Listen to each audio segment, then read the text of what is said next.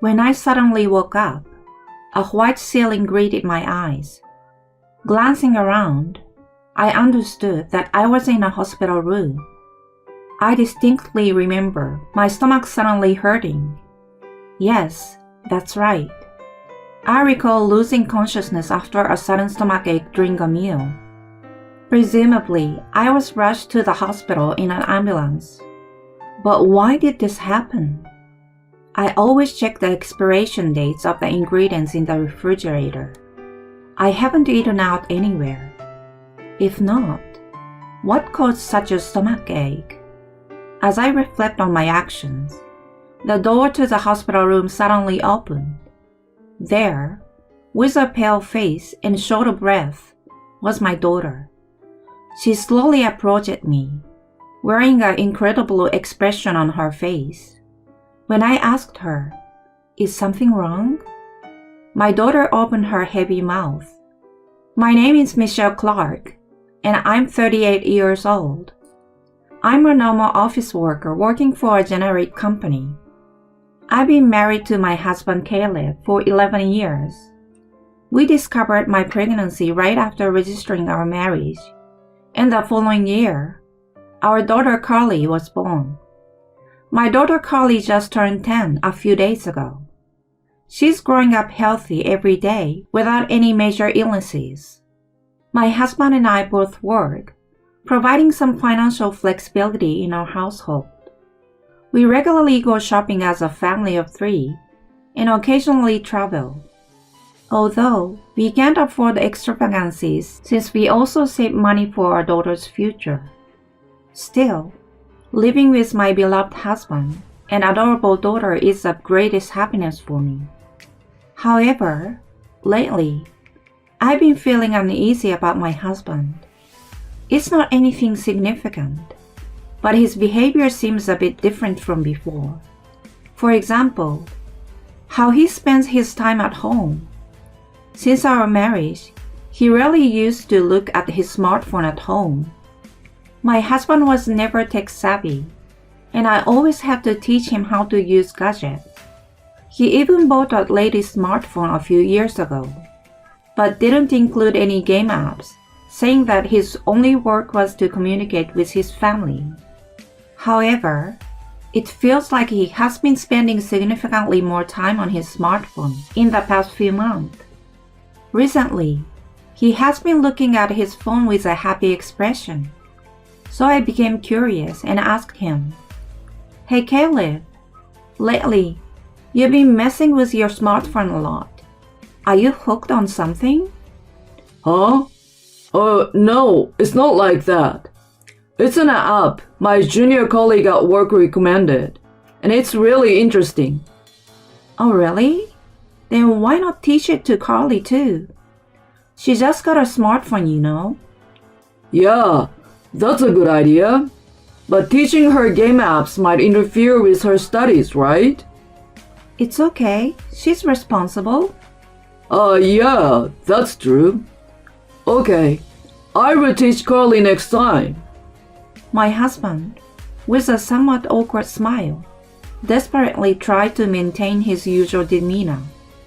However, it's been 11 years since we got married. As a wife, I easily notice when something is off with him. Since our daughter was already asleep, I continued my investigation. "Hey Caleb, there's really something, right?" Huh? What are you talking about all of a sudden? There's nothing. But things have been different lately. You are always on your phone, and on days off, you go out for practice alone. So we have fewer opportunities to go out as a family, unlike before. Well, you see, there is a company golf outing and camping with colleagues. Various work-related events, you know. That's part of the job, so I can't help it. Are you really not hiding anything? No, of course not. Why would I lie to you, Michelle? My husband's smile is the same as I always knew him to be. I knew there was something going on, but I didn't feel like questioning him further. A few days later, as I was preparing breakfast, My daughter Carly woke up. "Good morning, Carly." I greeted her, pretending everything was normal, but there was no response. Turning my gaze to my daughter, I saw her with a somewhat gloomy expression, looking down. I stopped preparing breakfast and rushed to my daughter. "Carly, is something wrong? Are you feeling unwell?" No, I'm fine. But you seem down. Did something unpleasant happen at school? You didn't seem like this last night." "Well, Mom, no, it's really nothing. I'm fine." "Carly?" I felt a sense of discomfort in Carly's way of speaking. But in such cases, pressing too much would be counterproductive. If she is troubled by something, it's better to wait until she wants to talk. I stopped trying to inquire further and gently spoke to my daughter. "Carly, if there is anything, you can always talk to me. I will do anything to help you, for your sake, Carly." "Mom, I'm sorry. Thank you." "It's okay. No need to apologize. Adolescence is a time when you worry about various things, right? I was like that too." My daughter smiled a little awkwardly at my words. I had thought that Carly was troubled by something at school. However, at that moment, I still hadn't realized that my daughter's worries were much bigger than I had imagined. A month passed, but my husband's behavior had definitely become strange. He used to come home at 9 p.m. no matter how late, but lately, he has been coming home beyond midnight every night. My daughter and I would fall asleep without waiting for his return, but we always woke up at the sound of the front door opening. Checking the smartphone, it was past midnight, and on some days, it was even past 1 a.m. Certainly, after enduring such days for 2 weeks, I could sense that something was wrong. I couldn't overlook this anymore. That's what I thought. So I decided to wait for my husband to come home and talk things over.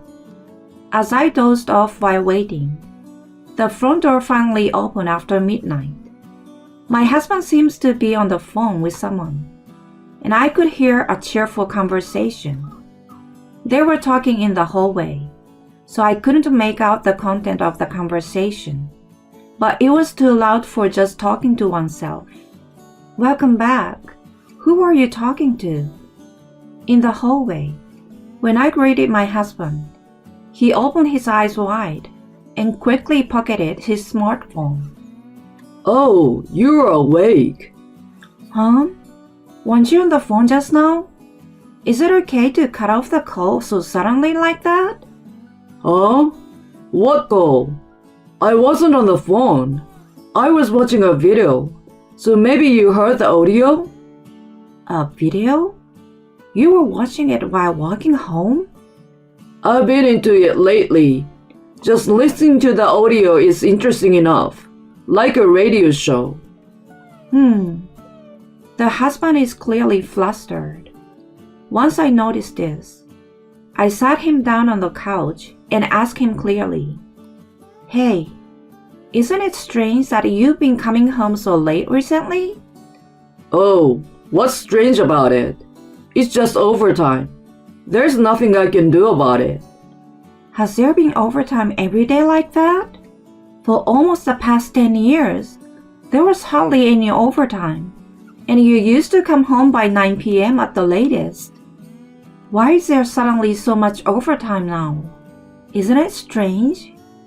"Even if you say that, hey now, we are short-staffed.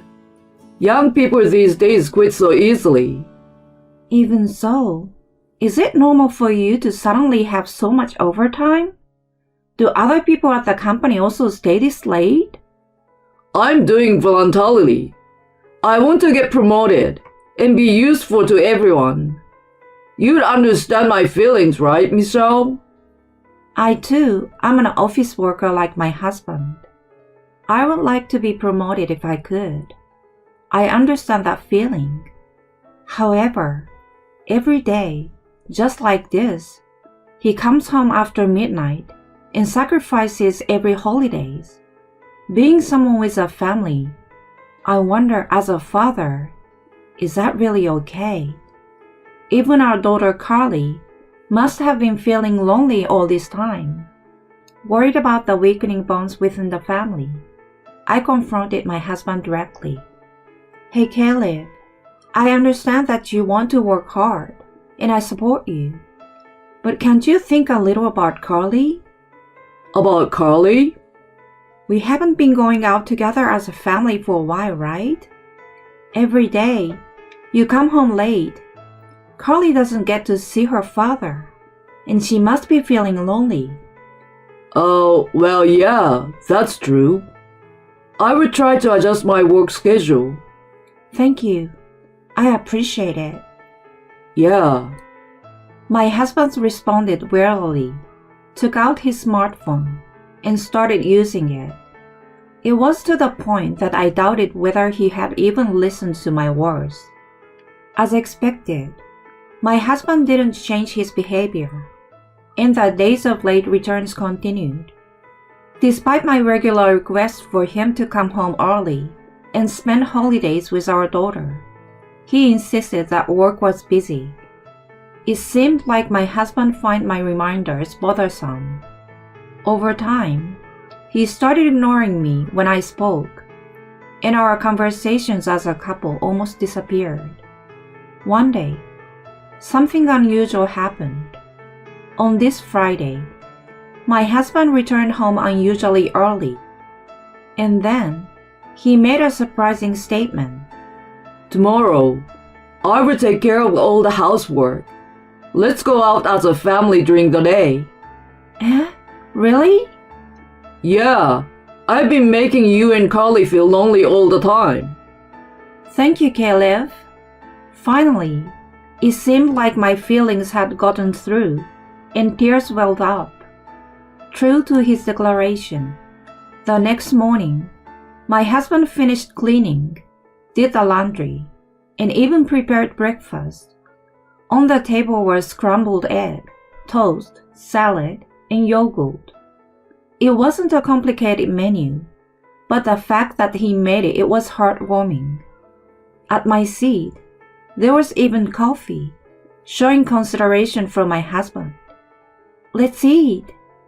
Is it strange to have a meal together as a family of three? Carly still seemed preoccupied, but going out together might lift our spirits.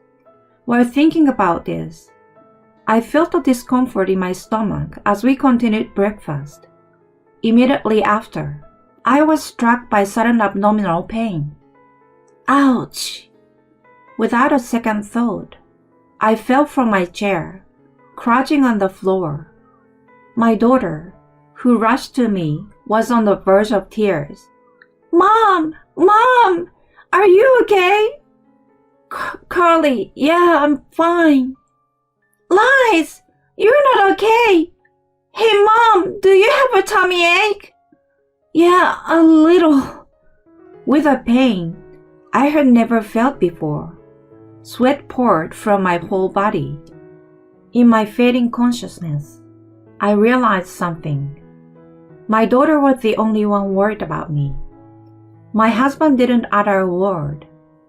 Unable to move due to my crouched position, I couldn't see my husband's expression. Struggling to maintain consciousness, I desperately pleaded, "Please, take me to the hospital." Then my consciousness faded away. A few hours later, suddenly waking up, a white ceiling greeted my eyes. Looking around, I understood that I was in a hospital room. I remember suddenly feeling pain in my stomach. That's right. I recalled experiencing sudden abdominal pain during the meal. Most likely, I was rushed to the hospital in an ambulance. But why did this happen? I regularly checked the expiration dates of the ingredients in the refrigerator. I hadn't eaten outside. So what caused the intense abdominal pain? Reflecting on my actions, the hospital door suddenly opened. There, with a pale face and out of breath, was my daughter. Approaching me slowly, she wore an incredible expression. In response to my inquiry about what happened, my daughter uttered heavy words. "It's all Dad's fault." Huh? I inadvertently asked for clarification from my daughter. "What do you mean?" In response to my question, Carly took out her smartphone and showed me a video. No, is this? The video depicted my husband making a call in the living room. Throughout the conversation, Caleb wore a delighted expression, chatting enthusiastically. However, the content of the conversation was dreadful. "Oh, don't worry. I'm getting ready. That laxative, right? I've already bought it, and I will just add it to her meal. Next time, I will casually prepare a meal and mix it in for my wife." Casually engaging in such a conversation. My husband. The person on the phone is probably his affair partner or something. After the video ended, my daughter clung to me, crying, "Mom, I'm sorry. Dad was talking to someone when I woke up in the middle of the night before, so I recorded a video, and then..." "Carly, I'm sorry. You've been feeling down because of this, right?" "I wanted to tell you, Mom, but if I did, would you guys still be together?" "Thank you, Carly. You must have thought a lot about it, but it's okay now." "Yeah, I think you're more important. I really hate Dad for doing such a terrible thing." I embraced my crying daughter tightly, stroking her head. At that moment, my parents entered the room. "Why are Mom and Dad?" "Carly contacted me. She asked for help." "Carly did?" "She said help Mom. Even though she's small, she sought help." According to my daughter, right after I collapsed, my husband went somewhere. Carly called an ambulance and at the same time phoned my parents. Upon hearing the details, my parents were furious. Naturally, my husband had betrayed not only me, but also our daughter and my parents. At that time, an anger I had never felt before overwhelmed me. Without a doubt, I couldn't continue this relationship as a married couple. Then, a short time later, the door to the hospital room opened again. To my surprise, my husband, looking panicked, came running in. "Michelle, are you okay?" His blatantly insincere attitude left me without words. If I remained silent, he would continue speaking with faint sniffling. "Sorry, I went out during the meal. We were out of milk, so I thought I would go buy some." "Oh, really? Weren't you in the same room when I collapsed in pain?" "Just at that moment, I happened to step outside. Sorry, if I had been there with you at that time." My husband, feigning tears, received cold stares from everyone present. He hadn't yet realized that his lies had been exposed. To my husband, I bluntly said, "Just so you know, everyone already knows what you orchestrated." "What? What are you talking about? What did I do?" Carly showed me the video of you talking to your affair partner. You were discussing putting a laxative in my food and how enjoyable it would be. "Why would I do that?" My husband, looking alarmed, fell silent. Upon seeing his demeanor, I became convinced that he had indeed plotted the affair. Piercing stares from my mother, daughter, and even me were directed at him. As my husband visibly turned pale, I delivered the final blow. Even the stories about working overtime were probably lies, right? Cheating on the family and having an affair. You're truly despicable. Despite having a wife and child, I'm deeply ashamed to have been married to you. I'm divorcing you. Leave that house right now. Wait a minute. Let's at least talk. What? There's no need to talk to you anymore. Got it? I will make sure to claim alimony from you. I won't let you go until you paid it all off. I will never forgive you and the woman you cheated on me with.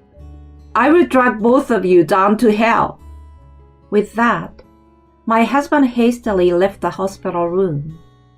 Upon being discharged and returning home, I handed my husband the divorce papers and, along with my daughter, returned to my parents' home. Since my husband was unwilling to agree to the divorce, I proceeded with the divorce proceedings through the lawyer I hired, demanding alimony from Caleb and his affair partner. I demanded a settlement from Caleb instead of filing a police report regarding a laxative incident. Thanks to my highly skilled lawyer, my husband quickly agreed to our terms. After paying compensation in a lump sum from borrowed funds, he was apparently easily discarded by his affair partner. Now, he spent his days shuttling between work and home to repay the debt. His parents have disowned him, and he leads a solitary life with no one to rely on. On the other hand, I'm peacefully living with my parents in Crawley at my family home. While I feel sorry for taking away a father from my daughter, I believe this choice was the right one. I aim to cooperate with my parents and shower my daughter with plenty of love in the days to come.